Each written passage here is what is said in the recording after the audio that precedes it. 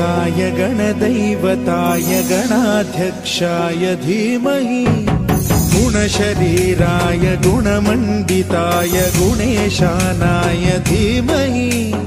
गुणातीताय गुणाधीशाय गुणप्रविष्टाय धीमहि एकदन्ताय वक्रतुण्डाय गौरीतनयाय धीमहि गजेशानाय भालचन्द्राय श्रीगणेशाय धीमहि